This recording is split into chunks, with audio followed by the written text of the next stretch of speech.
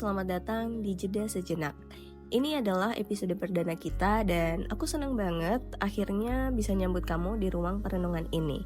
Semoga perkenalan kita ini jadi awal dari kebiasaan baik.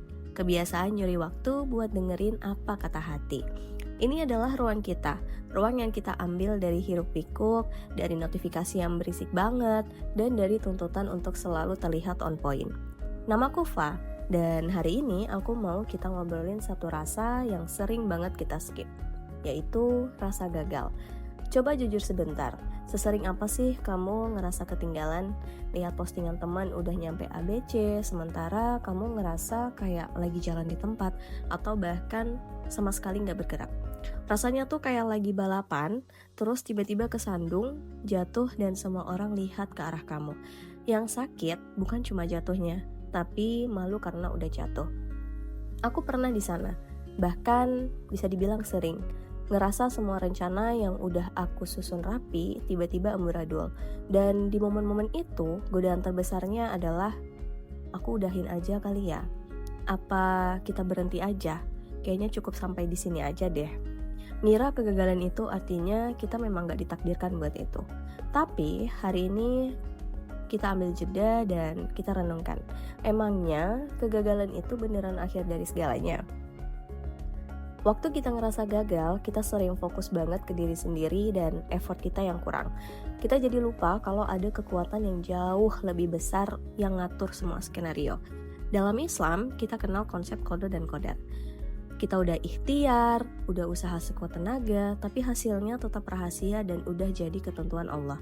Dan ini yang harus kita yakini. Setiap kegagalan yang kamu alami itu sudah tertulis dan pasti membawa hikmah yang belum kita lihat sekarang. Coba deh kita lihat Quran Surat Al-Baqarah ayat 216 yang artinya boleh jadi kamu membenci sesuatu padahal ia amat baik bagimu, dan boleh jadi pula kamu menyukai sesuatu padahal ia amat buruk bagimu. Allah mengetahui sedang kamu tidak mengetahui. Ayat ini tuh ngajarin kita ketenangan yang fundamental banget. Apa yang kita benci kayak gagal, ditolak, rugi, mungkin itu adalah rem tangan yang Allah pasang biar kita gak ngebut ke arah yang lebih bahaya. Karena kita gak ada yang tahu kedepannya apa yang akan terjadi. Apakah lebih buruk, apakah membaik, atau apa. Kita gak ada yang tahu. Even 2 jam ke depan pun kita gak akan tahu apa yang akan terjadi kepada kita. Mungkin kegagalan itu justru maksa kita buat belajar hal yang jauh lebih berharga daripada hasil yang kita inginkan. Intinya gini, tugas kita itu usaha, tapi kita nggak diwajibkan berhasil sesuai skenario kita. Tugas kita adalah bangun lagi setelah jatuh, tentunya dengan modal pelajaran yang baru. Kita udah bicara soal takdir, soal ketenangan hati, tapi jujur aja, kita tetap butuh pegangan. Kadang setelah jatuh, kita cuma bisa merangkak. Dan merangkak itu butuh bantuan. Coba deh, waktu kamu ngerasa paling hancur, siapa orang pertama yang kamu cari? Atau apa hal kecil di hidupmu yang masih berjalan normal? Kegagalan itu sering bikin pandangan kita jadi sempit. Kita cuma fokus pada satu lubang kegagalan itu aja, sampai lupa kalau di sekitar lubang itu rumputnya masih hijau, bahkan bunganya masih cantik, dan orang-orang baik itu masih ada. Kita harus belajar bersyukur, bukan bersyukur atas kegagalannya, tapi bersyukur atas anugerah-anugerah kecil yang gak ikut gagal. Contohnya, bersyukur karena masih punya mata untuk membaca ulang kesalahan. Bersyukur karena masih punya teman atau keluarga yang bilang, gak apa-apa, ayo makan dulu. Yuk, daripada kamu sedih, kita makan es krim dulu. Atau, yuk kita makan seblak, biar kamu feel better. Bersyukur karena masih diberi kesehatan untuk mencoba lagi besok. Ini juga tentang lingkungan. Kalau kamu punya orang-orang di sekitarmu yang justru merayakan kegagalanmu atau malah bikin kamu makin terpuruk, take a note. Ambil jeda dari mereka. Cari orang-orang yang gak akan ngasih kamu toxic positivity. Kayak, semangat, kamu pasti bisa. Semangat, you can do it.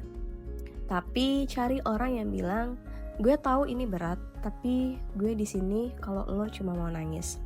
Cari orang-orang yang bisa membuat kamu mengeluarkan semua rasa sedih kamu. Karena kadang kita tuh membutuhkan validasi atas perasaan kita. Kalau semisalkan kita yang memaksakan diri kita untuk tidak terlihat sedih atau kita tidak mengeluarkan kesedihan kita, itu akan membludak di akhir waktu. Tapi kalau kita bertemu dengan orang yang bisa ngingetin kita, kayak tadi, gue tahu ini berat, tapi gue di sini kalau lu mau nangis. Dia memberikan ruang untuk kita mengekspresikan diri kita, sehingga setelah mengeluarkan ekspresi sedih kita bisa melanjutkan aktivitas kita. Dukungan itu bukan cuma dari luar, tapi juga dari dalam. Sayangi dirimu sendiri. Kalau kegagalan itu terjadi pada sahabatmu, apa yang akan kamu katakan padanya? Pasti kamu gak akan menghakiminya sekejam kamu menghakimi dirimu sendiri kan? Perlakukan dirimu sendiri seperti kamu memperlakukan sahabat terbaik kamu. Oke, setelah kita ambil jeda spiritual, sekarang waktunya kita ambil jeda aksi. Gimana sih cara bangkit setelah kita udah ikhlas nerima kalau kegagalan itu takdir yang membawa hikmah? Yang pertama, lakuin bedah kasus. Tentunya tanpa menyalahkan diri sendiri. Ingat, tanpa menyalahkan diri sendiri. Ambil buku catatanmu, tulis 3 hal yang salah dari prosesnya, bukan 3 hal yang salah dari dirimu. Contoh, prosesnya terlalu terburu-buru, aku kurang riset, timbul rasa sok tahu di tengah jalan, dan lain sebagainya. Fokus ke perbaikan sistem, bukan hukuman diri. Yang kedua, ubah definisi mulai dari awal. Mulai lagi itu gak berarti kamu harus balik ke nol. Kamu mulai dari pengalaman, dari ilmu yang baru. Kamu memulai dari level yang lebih tinggi karena kamu udah tahu jalan mana yang harus dihindarin. Dan yang ketiga, ambil satu langkah kecil. Jangan langsung coba rancang ulang semua rencana. Cukup ambil satu tindakan kecil hari ini aja yang bisa bikin kamu bergerak. Kirim satu email, baca satu bab, atau buat satu draft kecil. So, kamu harus ingat bahwa kegagalan itu bukan identitas kamu. Dia cuma sebuah plot twist yang bikin karakter kamu makin kuat dan bijaksana. Makasih ya, kamu udah mau ambil jeda bareng aku hari ini. Jangan biarin rasa gagal ngedefinisiin seluruh hidup kamu.